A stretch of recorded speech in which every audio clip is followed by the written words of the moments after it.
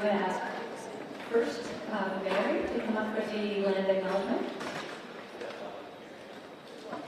We pause to acknowledge that Stanford University sits on the land of the Ohlone, Ikomoko, and Ohlone people who trace their ancestry through the Mission Dolores, Santa Clara, and San Jose. We remember their connection to this region and give thanks for the opportunity to live, work, learn, and pray in their traditional homeland. Let us take a moment of silence to pay respect to their elders and to all Ohlone people past and present.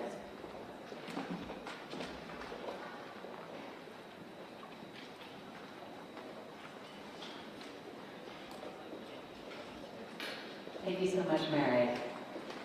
And welcome, all of you, to the Action Research with a Mission. This is the culmination of 9 months of work of these amazing students. And we really look forward to hearing from them. But before we do, I just wanted to say a few words. You know, recently I've been thinking a lot about a quote from American activist Angela Davis, who says, "I'm no longer accepting what I cannot change. I'm changing what I cannot accept." And that, to me, is so much at the heart of what this work is all about. Last summer, I was in Kenya and Rwanda with President Sullivan and some of you who are here, and some of you who are here. And while we were in Nairobi, we got caught up in the youth demonstrations. I was just told by someone that I guess it's a career-limiting move to get the president of your university tear gassed. Note to self. Yeah, so we got caught up in this demonstration, and what it shows is that, you know, these young people want to change what they can no longer accept. They can no longer accept being marginalized. They can no longer accept being shut out from opportunity, and they are demanding something different. And social entrepreneurship is an amazing vehicle for lifting people up from, you know, the bottom up. Yesterday, I sat in a beautiful Search for What Matters panel from the three of you, the Opus Prize winners that we have. We're so lucky to have with us here today. And I was just very moved by your passion, by what kind of motivates you to do this work, the resilience, the community, the accompaniment, all the things you talked about. But one thread that really occurred to me is that you are all changing what you cannot accept. Whether that's the treatment of refugees in Romania, whether that's the plight of incarcerated or formerly incarcerated people in New York or Milwaukee, or whether that is the women in Nigeria. And I really applaud you for that. It's amazing what these people are doing. Can we just...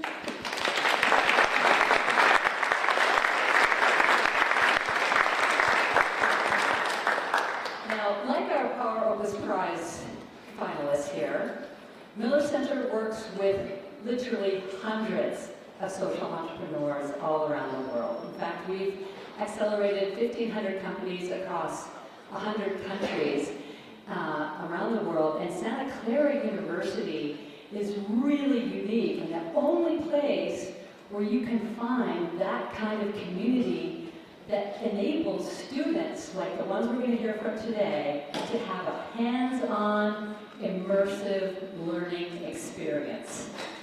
These students have been working with companies that are offering clean energy, water.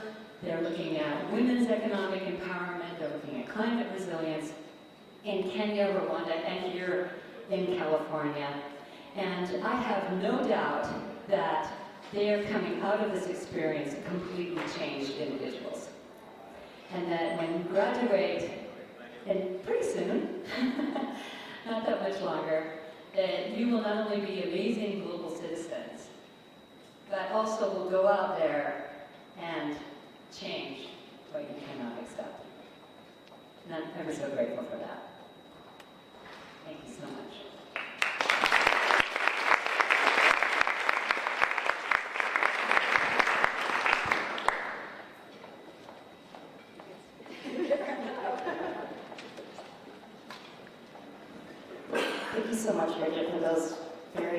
inspiring welcome remarks.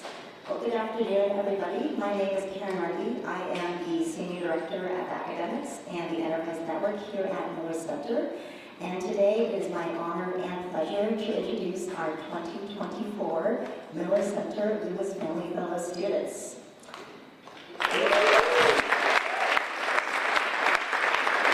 So, these 14 amazing students represent some of the most inspiring young change makers that Santa Clara has to offer. It really has been a privilege to support these students on their fellowship journey. Over the summer, myself, along with Brigit and President Sullivan, who I see right over there, thank you, President Sullivan, for being here, and we got to visit several of these students during our immersion trip in Kenya and Rwanda.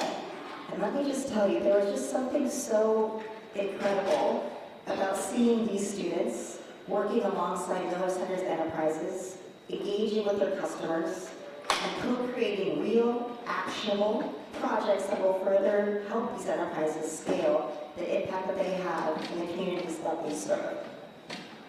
Here at Miller Center, we are committed to making Santa Clara a destination university for social entrepreneurship and impact investing. And we see our center as the cornerstone for really making that happen. But of course, we can't do that by ourselves. We value working with our faculty across every school and college here at the university to leverage their expertise and their connections with students.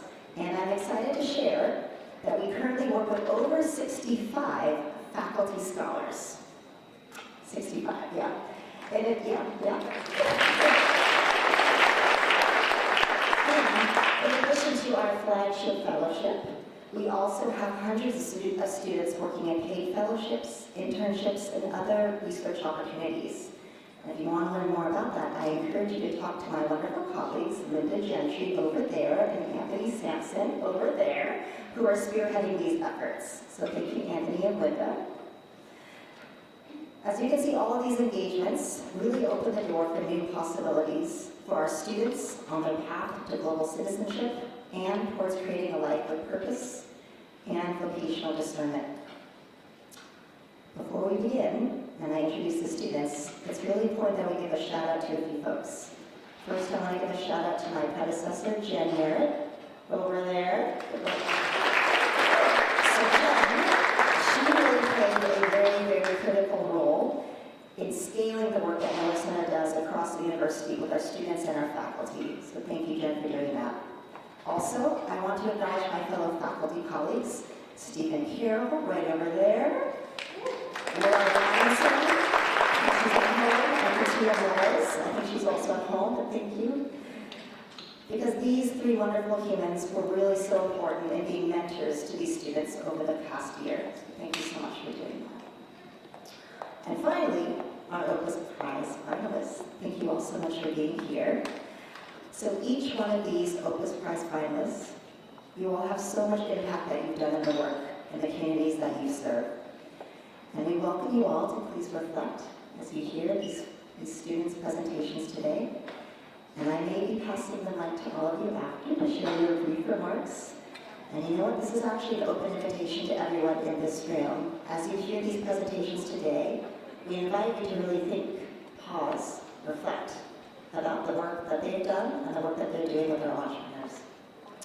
So with that said, it is my pleasure to introduce our first pair of fellows, Clara Galllagher and Delaney McMillan, who work with all across Africa. Ladies.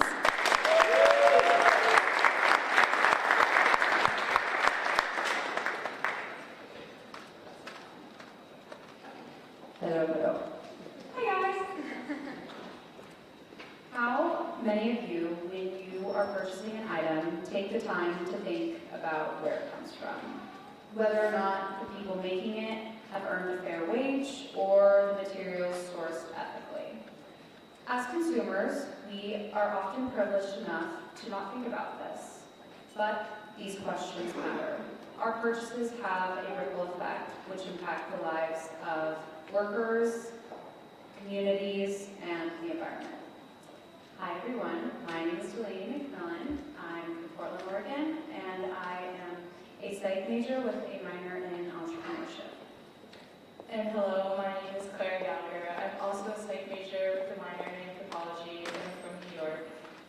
summer, we had the opportunity to work with All Across Africa, which is a social enterprise that was founded in 2013 that strives to reduce poverty in Eastern Africa through empowering women by paying them fair wages for their traditional basket weaving skills. Over the summer, we collected 68 qualitative data. Over the summer, we collected qualitative data from over 68 artisan women, as well as individual stories from co-op leaders who are master weavers within their communities. Here is what we found. So through employment with All Across Africa, the women's households are experiencing an increase of over 10 times their original income value. And from this increased income, women were able to afford basic household necessities, their children's education, health insurance. Additionally, 78% of these women were able to reinvest their incomes into other sources of revenue, such as livestock farming or just farming in general. And additionally, we found that over 90% of the women reported a new feeling of respect within their community that was dedicated to being a professional leader and seeing all the results that they're getting from this income. And they felt a significant increase in their self-esteem and commented on how the socialization that comes with weaving with their community substantially improves their livelihood and mental health. And from this sense of empowerment, some of these women were able to get leadership opportunities within the community, which has never been seen before for them. We believe that our data showing all across Africa's significant impact on its artisans, paired with the individual stories from co-op leaders, paint a picture of just how closely All Across Africa has stayed to its original goal of economically empowering women. All Across Africa plans to use this data we've collected to market to consumers why supporting their products is a good decision. It helps economic empowerment of women, it helps social change, as well as honors the traditional art of basket weaving. Delaney and I were so touched to be able to connect with all these women and listen to their stories. We were really able to dive into the Rwandan culture through all interviews, and we were able to create genuine relationships with these women, and we've learned just how much goes into creating such a positive social impact, and we hope to bring that into our future careers. We would like to thank the Miller Center, our professors, our friends, our family, and anyone else who helped us on this journey. Thank you. Thank you so much, ladies. Next up, please welcome Mary Xiang and Donna Hoballah with Deevabits. Hello, hello. Hey everyone. So, according to the World Bank, in 2023, 71% of Kenyans reside in rural areas. And of all rural Kenyans, 34.4% do not have access to any form of electricity. And of those families that live within the grid service areas, most are unable to afford the high connection fee of $148. Hello, my name is Mary Xiang. I am a public health and biology double major with a minor in sustainable food systems. And my name is Donna Hoballah. I'm a psychology major. This summer, Mary and I had the incredible opportunity to travel to Kenya to work with Deevabits Green Energy. Deevabits is a Kenya-based organization that works to provide affordable and sustainable energy solutions for rural off-grid communities and households and businesses. They do so through a pay-as-you-go model and also empower local women through economic opportunities by employing them and through training. They also, these women are known as village social entrepreneurs, and Deevabits calls them that because they believe that they're more than just sales agents. They are social entrepreneurs and agents of change. Our goal this summer is to help expand Deevabits service to serve more rural off-the-grid communities. We propose a social impact measurement project to assess the effectiveness of Deevabits' business model in women empowerment and its product's impact on the lives of customers. By collecting this data, we identify areas for improvement and opportunity for expansion. Through a mixed method approach, we collected 14 semi-structured in-person interviews with women entrepreneurs and customers, and 283 over-the-phone surveys with randomly selected customers. We found positive improvement in all dimensions of social determinants of health among women entrepreneurs after working with Deevabits, and 95% of customers said that their quality of life improved after using Deevabits product. Our final deliverable include findings, recommendations, and marketing materials that help demonstrate Deevabits' social impact. We would also like to take a moment to thank everyone that helped contribute to our project, the Deevabits team and the Miller Center. We wouldn't have been able to do it without them, and come to our poster if you'd like to know more. Thank you.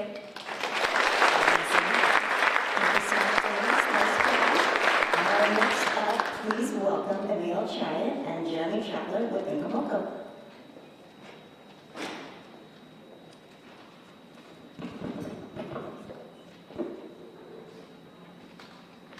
Rwanda's entrepreneurial landscape is dependent on small and medium-sized enterprises, which make up 90% of the country's businesses and over 55% of the nation's GDP.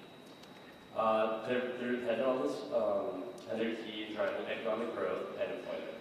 However, challenges still persist, especially for underserved groups like women, youth, and refugees. These populations face barriers to individual economic participation, which limit their potential impact on community development and economic growth. My name is Emil, Chaia, and I'm an international business minor and finance major from Mexico City. My name is Trattler, and I'm an economics major from Miami. Over the last 9 months, we have worked with Inkomoko, a social enterprise based in East Africa with headquarters in Rwanda. Their goal is to empower micro, small, and medium-sized entrepreneurs by advancing capacity building, access to finance, market linkages, and advocacy. The goal of our project was to see how Inkomoko could implement a specific procurement strategy to improve its vendor diversity, specifically through the inclusion of refugees in the supply chain. During our time in Rwanda, we analyzed Inkomoko's procurement process and historical client database to better understand the effectiveness of its current strategies. Building on this analysis, we formulated interview questions to ask refugees and local entrepreneurs about their experience with procurement and the challenges they face in the tendering process. Our work with Inkomoko delivered a framework that enables them to expand their vendor pool to include refugees and social enterprises by establishing actionable pathways for equitable sourcing in collaboration with local vendors. Our team developed several deliverables, including recommendations based on our interview findings, a social procurement decision-making matrix and framework, and a model for continued access to resources and connections within the Inkomoko network. This approach diversifies Inkomoko suppliers and ensures their significant purchasing power is positively impacting the same communities they serve. This added diversity in the vendor network strengthens Inkomoko's resilience to supply chain disruptions and enhances local employment opportunities and helps build stronger relationships with community stakeholders. Thank you.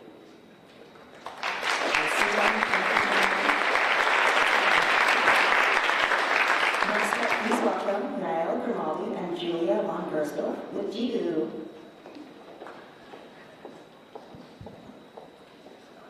Hello, everyone. So during some of our long weekends spent in Rwanda, we had the chance to go and visit some very special places, one of them being Lake Jibu. And we had this long 4-hour drive back to Kigali, back to the city, wherein we were enjoying the beautiful countryside and reminiscing on the memories that we made that weekend. And we would pass by countless Jibu franchises, one in nearly every town. And so we'd sort of look at each other and smile and point and say, look, that's us. And so although nearly lulled to sleep by the turns of the road on this long drive home, we were also reminded of the deep social impact that the enterprise we were working with really had on the community. And so we were reminded of why we had come to Rwanda in the first place, which was to learn about how to make clean, sustainable water more accessible to communities all around the country. Hi, my name is Yael Grimaldi. I'm a marketing major with a minor studio art. This is Gersdorff, double majoring in anthropology and English. This past summer, we worked with Jibu, a social enterprise in Rwanda that empowers local entrepreneurs to produce safe drinking water and other essential products, fostering sustainable economic growth and community independence. So we were tasked with helping both the franchisees and Jibu as a whole to help grow and sustain good economic development. And so what we did was we actually went into the field and performed ethnographic field research and interviews in order to collect data on franchisee engagement, best practices, and sort of how the community was responding to and just engaging with them overall. And so we were able to, from this, create some guidelines and metrics for Jibu to use in their onboarding process for franchisees. Our team conducted 40 interviews split evenly between 20 franchisees and 20 staff members from sales, delivery, and other water production roles. Our findings highlighted 3 key qualities of a potential successful franchisee. First being commitment to Jibu's mission and community. Second, previous organizational and educational experiences. Third, financial, communicative, and managerial skills. The most successful franchisees, they lead, they have the most, they have university degrees, and they demonstrate strong financial skills, and they also demonstrate strong passion, purpose when discussing both Jibu and their franchisees as a whole. Lastly, they foster open communication within their teams, demonstrate strong financial skills, and dedicate their time solely to Jibu. Yeah, so through coding and analyzing our data after we came back, we were able to create this rubric which systematizes these guiding principles into something that you can use in their onboarding process, but also as general counsel and support for current franchisees to be able to refer to throughout them growing their businesses. So thanks to our Miller Center mentors and also our hosts, Jibu and Grimaldi, who were absolutely wonderful to us, we were able to not only strengthen our own vocational discernment, but learn more about what it really means to make social impact and social change within your own community, and maybe even in other communities that you're not a part of. So we were extremely grateful to have this opportunity and to be able to work with Jibu to strengthen their network of self-sustaining franchisees. Please come to our poster if you'd like to learn more and ask questions. We'd love to have them.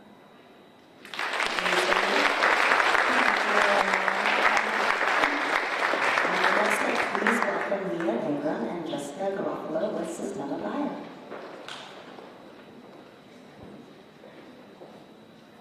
In Kenya alone, cows produce 1.4 billion pounds of manure every day.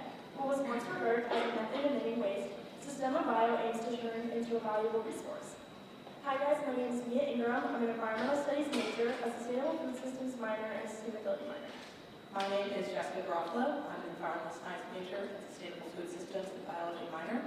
This summer, we traveled to Kenya to work with Sistema.bio, a social enterprise that produces modular anaerobic digesters for smallholder and productive farmers around the world. These modular anaerobic digesters turn a bioslurry made of manure and water into a form of renewable energy and an organic fertilizer these farmers can use on their farm. There, we conducted research on the productivity of the farm, maintenance of the digester, quality of fertilizer, and sources of energy used before and after installation of the anaerobic digester. Our research fell into 4 distinct categories: ownership and maintenance of the anaerobic digester, the challenges these farmers face, the overall benefits of anaerobic digester implementation, and environmental impacts. We conducted interviews with 16 farms and found there was economic, environmental, and personal benefits to purchasing the anaerobic digester. Farmers were able to become more self-reliant, farm productivity increased, quality of life improved, and overall household and farm expenses decreased. Through our research, we found that there was a large gap in education surrounding the proper maintenance of these anaerobic digesters, specifically regarding the proper feeding amounts. Through small changes in the amount of water and manure added to the anaerobic digester, productivity can be drastically increased. Secondly, we found there's a gap in the market that Sistema.bio is perfectly situated to fill. Many farmers indicated an interest in a further method of digestion, specifically composting the biofertilizer. We had an incredibly fulfilling experience getting to work at Sistema.bio, and we look so forward to following their success in the future. Thank you so much to the Miller Center and to Sistema.bio for everything you've done for us in these past 9 months.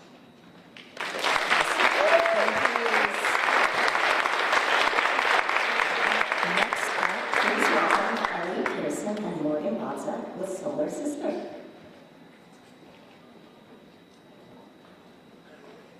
Young adults aged 15 to 34 form 35% of the Kenyan population and have the highest unemployment rate at 67%. Solar Sister is working to positively impact this community by providing training for young aspiring entrepreneurs. Hi, my name is Morgan Vodzak. I'm a marketing major from Hawaii. Hi, my name is Pierson, and I'm a double major in history and political science from Nicaragua. Over the last 5 months, we worked with Solar Sister, a social enterprise whose mission is to eradicate energy poverty by activating women's social networks to bring clean energy products to off-grid communities in Africa. Solar Sister's business model includes a training program for young aspiring entrepreneurs in last-mile communities. These entrepreneurs are taught to sell clean energy products as well as create a sustainable business. These products consist of solar lanterns and clean energy cook stoves. Recently, Solar Sister has expanded this demographic to include young men and women in urban areas through a new program called the Apprenticeship Program.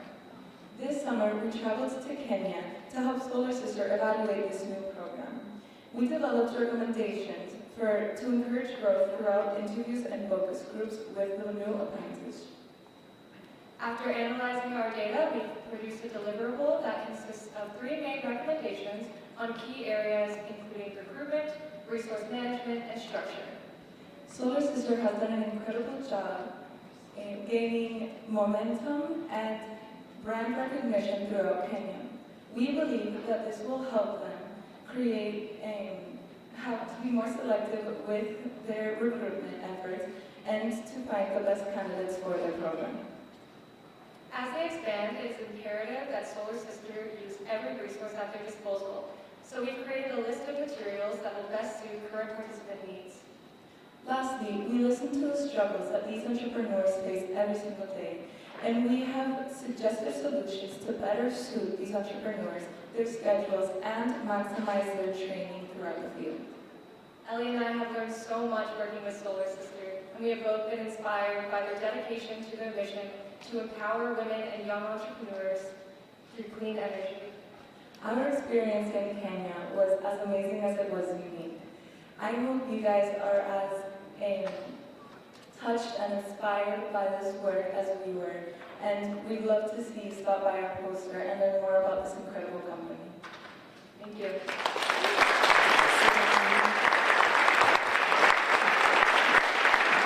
Last but certainly not least, we've got Mason Davenport and Erik Keifer with 1951 Coffee.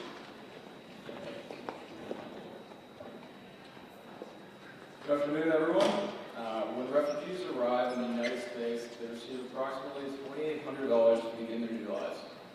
Around $1,500 of this is allocated towards essential needs such as food, clothing, and shelter. In reality, most refugees send a large portion of this stipend to their families in their countries of origin. Regardless of their physical or mental health or skill level, they are expected to find employment within 6 months of their arrival. Hi, my name is Erik Keifer, and I'm studying general engineering.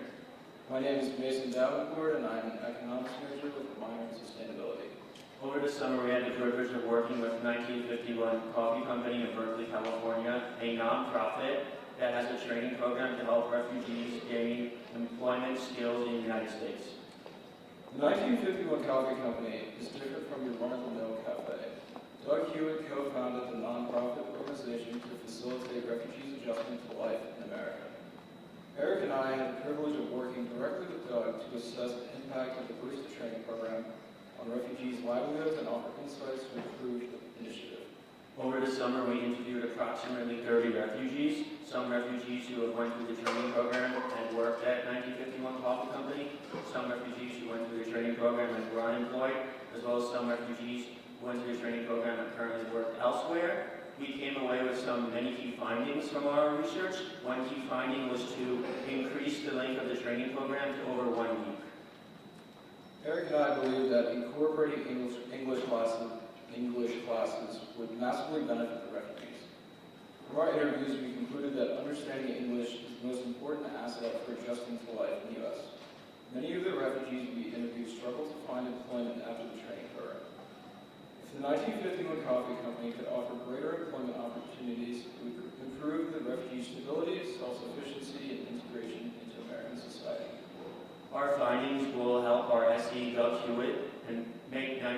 coffee company even better. And integrating technology skills as well as teaching English will ultimately improve the lives of refugees in the employment setting. Interviewing refugees gave us insight into their lives and journeys to the United States. This experience helped us understand our privilege and furthered our desire to uplift refugee communities. Stop by our poster to chat more. Thank you.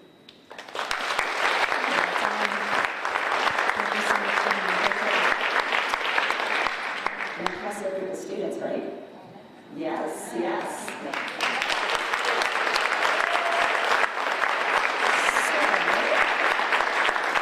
Since we have the extreme pleasure of having our 3 Opus finalists in the house with us, we would love to hear just your brief remarks about what you just heard right now and how that resonates with the work that each of you is doing in your organizations. So who would like to go first? Beyond, I see you. My mother always says that the best investment you can do is in the education of the children. And she is right. And we can clearly see this in you. And in Romania, we are struggling to ensure education for the Ukrainian children so that the next generation will not have caps, will be resilient, and will learn not to hate the others. Seeing you, it gives me so much courage and hope for the future. And I'm actually learning so much from what you are doing, because for us in GRS, is the next step we want to learn how to do it together with the refugees we serve. Our next step is to learn how to develop a social enterprise so that we ensure the sustainability of the NGO and we can accomplish our mission. So thank you for this, and I'm learning from you.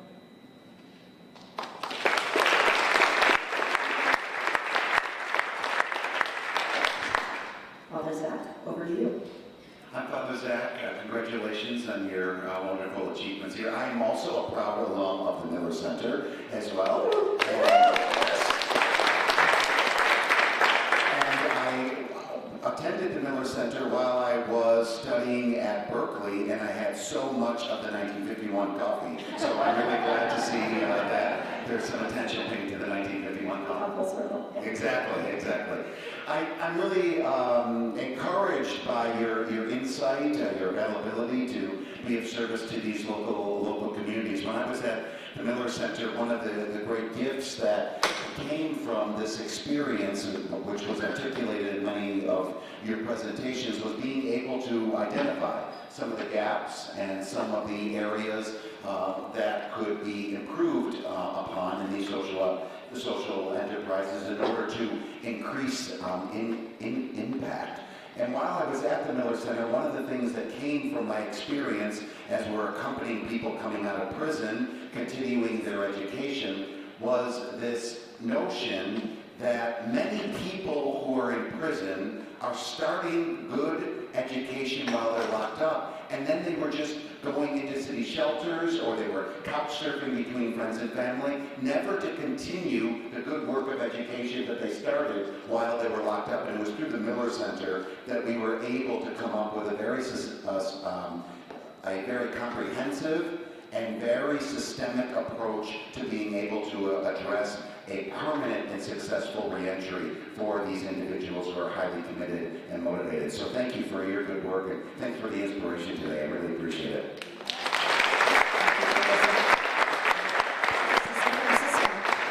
Any final words? When you started, the first 2 groups talked about women empowerment. And for me, it is very, very crucial.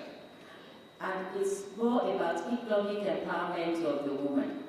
If women are empowered economically, they can do a lot, because it gives them back courage, first of all, which is lacking.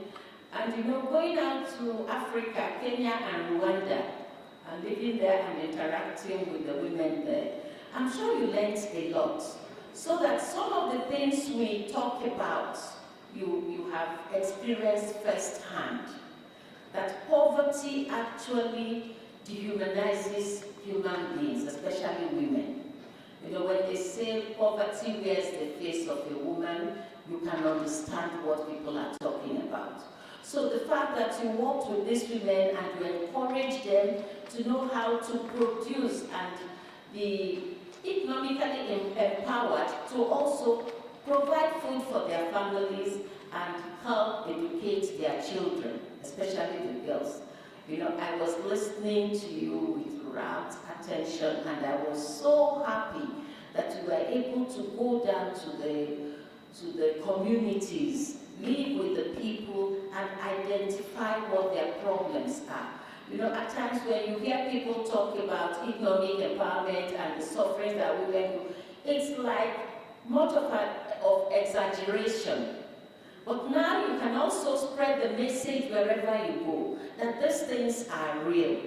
But now, statistically, you can say, yes, for the period you were there, we saw that there was an increase from this percentage to this percentage. So thank you very much for jobs well done, and for all those of you who worked in different activities, because somehow I listened and each of you touched on the impact you have on the community, especially women and girls. Education, very important.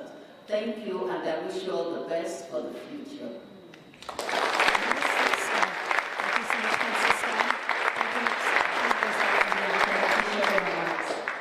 So, we've got a few more remarks to be had. Is our Executive Vice President and Provost, Jim Glaser, in the house? No? He's got it. Oh, he's walking. Perfect timing. Provost. Come on down.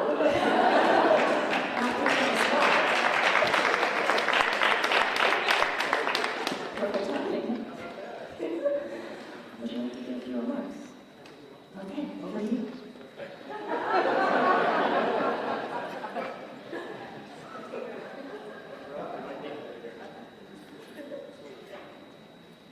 Welcome everybody. Thank you for welcoming me as I welcome you. With a microphone in my hand, I'm delighted to be here. I'm Jim Glaser. I'm the Provost and Executive Vice President here at the university. Nobody knows what a Provost is. I was a dean for 10 years. Everybody knew what a dean was and what a dean did. In popular culture, the dean is always the bad guy. Like Dean Warmer in the Animal House was, remember that? But actually, I like reading books about higher education. The dean is always a turkey. But the provost, nobody knows what the provost is. And, but it's a great job. And in the provost role, we supervise the various schools, the deans of the schools, as well as the center directors like Brigit, the Marketing Center, places where incredible work is being done. I'm also a professor of political science, and one of the hazards of being a political scientist is that everybody always wants to talk politics with you. I remember once getting into a taxi cab, and the taxi driver asked me what I did, and I told him, and he said, "Oh, the world. The only things you can do are laugh, cry, or be cynical." And I've often thought about that conversation, and I actually just profoundly disagree, because I think there's a lot of hope in the world, even in difficult times, even in difficult moments. And what gives me hope? What gives me hope is the projects that are spearheaded by the Miller Center. What gives me hope are the inspiring people who are here on our campus this week in the Opus competition. What gives me hope are our students who bring together the idealistic and the pragmatic all over the place. And what a blessing it is to be in an amazing place like this, where there's a lot of hope in the future, even when the world is an upside-down place. So I want to say to our Opus guests that we are judged by the company we keep, and we are very proud to keep your company. I want to say to our students who are making presentations of their work, and who are very proud of the work that you do. And I've heard some of you deliberate in other settings, and I'm eager to proud of the work that you do under the sponsorship and guidance and mentorship of the Miller Center. And I want to thank all of you for joining us for this beautiful day. Thank you very much.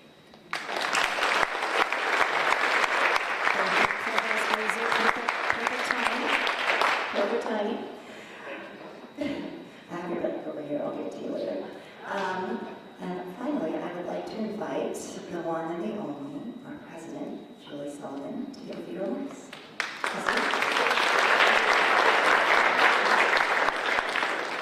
Thank you, Karen.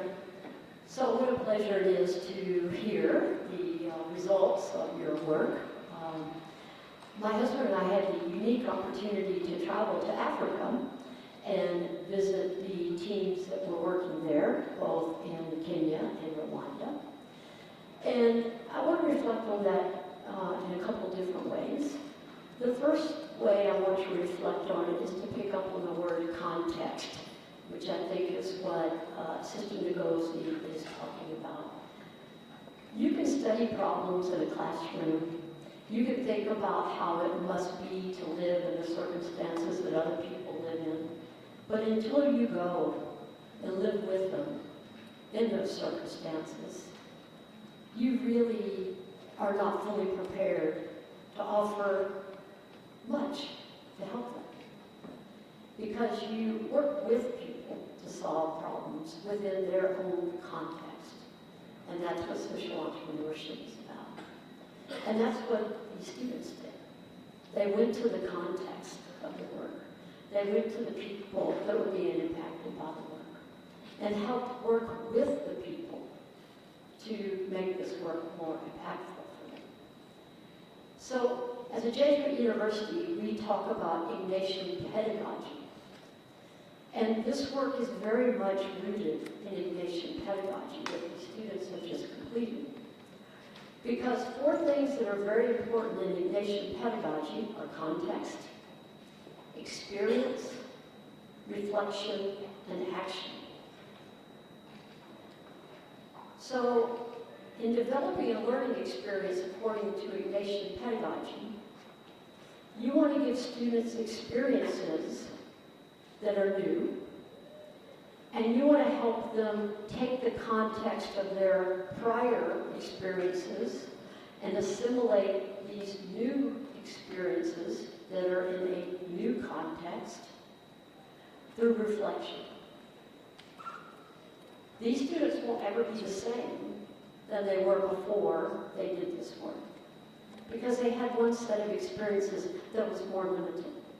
So we broaden their context with some new experiences and help them integrate all of their prior and current experiences through reflection and then through determining what that meant for them in terms of action. And that's what Ignatian pedagogy is. So I'm so grateful to the Lewis family for supporting this and giving these students these remarkable opportunities.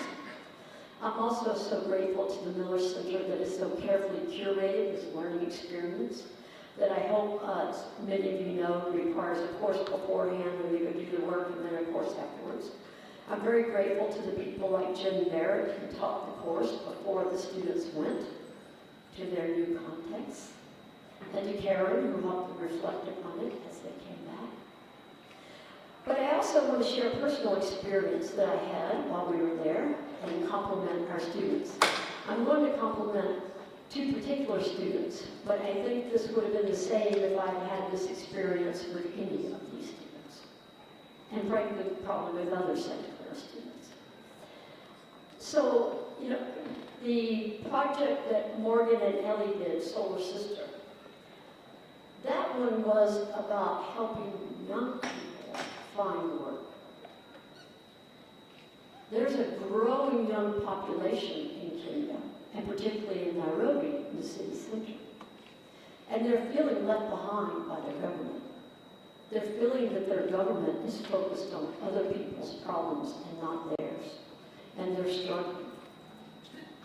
And so this Solar Sisters is a social enterprise that's trying to give these young people work and purpose and hope and get them out of that despair. But because so many young people in Kenya are feeling that despair, there were riots while we were there. The young people were rioting. And the young people were very upset with the government because the government had run up the debt of the country through much borrowing through the International Monetary Fund. And these young people, right or wrong, felt like none of that borrowing had impacted their lives, and that it had gone to impact people's lives that were more fortunate than them. And so I understand why they were rioting. Well, the Miller Center was so kind and gracious, and Karen and her colleagues carefully curated our trip to keep us out of the riots. So we weren't going into downtown Nairobi that day because these young people actually announced when they're going to riot. We're all going to be rioting on Tuesday. So on Tuesday, we make sure we're outside of Nairobi. And we're visiting Solar Sisters, where Ellie and Morgan are working. Well, it turns out there was one of the people that had voted in favor of tax hikes on these poor people to pay this debt. One of the people who had voted for this came from this district where we were, way outside the city. So we're coming outside of the market where we had been accompanying Morgan and Ellie and the young entrepreneurs and selling their products. And there are hundreds of young people running down the road, and there are police chasing them with tear gas. And some of the young people are throwing rocks back at the police. And we have to cross this road to get back to where we started from. So the president of the university said, oh my gosh. The two students of the university, calm, cool, and collected, and our hosts were enormously just fabulous people, the entrepreneurs that were working with Solar Sisters. So they quickly got us across the road. They got us in a safe place.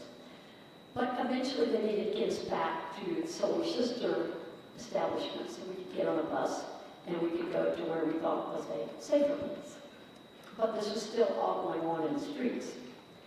So they decided it was time for us to, quote, make a run for it and go from where we were hiding and get back to the organization, Solar Sisters organization. So I'm there, they had us behind a gate that was padlocked, and they're saying, okay, we're going to open it quickly and you go. And I'm like, okay, open it quickly, go. I'm like, I'm going to go. I was like, running. And Morgan comes up to me and very calmly puts her arm around me and says, you know, some of the things they're yelling are Americans go home. We look kind of American. Let's just walk very, very slowly down the street. And she has her arm around me. She's completely calm. I'm now completely calm. And we're walking slowly down the street. She said, the worst thing you could do is run. And we get to where we're going. Then we get in the bus. People are still pretty shaky. Ellie's in the bus. Ellie mentioned that she comes from Nicaragua. She'd been texting her father about this experience. And her father is an activist of the good trouble activists in Nicaragua. So he has experience with some of this. So he said, you're on a bus? She said, yes. He said, close all the curtains on the bus. You're a target. You look different going down the street in this bus. So Ellie's telling us all, close the curtains, close the curtains. And here I am, and all the adults are doing exactly what our young people are telling us to do. So these are the kind of young people that are so ready for this kind of experience. And will take it and reflect upon it and turn it into action. And I couldn't be more proud of the ones you see here.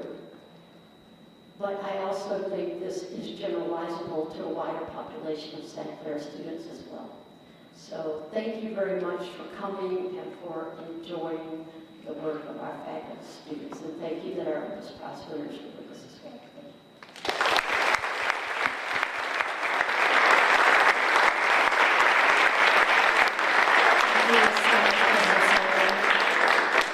As you guys love that story, I was reliving the moment.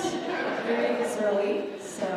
But yes, I'm so grateful that we have this experience. I am grateful actually that we have this experience and for being with students like you who are representative of the best of the best at Santa Clara. So we have one final speaker. I'm going to turn it over to the students, but I want to introduce someone I admire so much. She is Linda Gentry. She is literally the one that made all of this possible today. So I wanted to have her close us out. So thank you. First, thank you, Opus finalists, and congratulations. And thank you, President Sullivan. And I'm so thankful that you came back safely, all the students. Yeah, Jen, Merritt, and I were tag teaming, and I was looking at flights to make sure that I was able to logistically get all of the students safe. I also want to thank Provost Glaser. Thank you very much for coming and speaking. I also wanted to do a special thank you to Dr. Stephen Carroll, who's part of our Miller Summer faculty. Thank you, Dr. Stephen.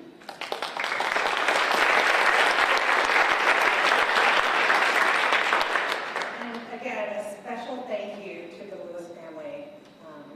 You attend our events every year, and we couldn't do this without your help and your generosity. So thank you very much.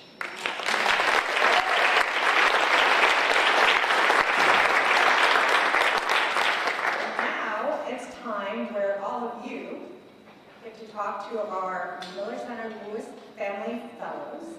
They will be standing next to their banners, so I welcome all of you to go and ask them questions about their research and about their experience with the fellowship.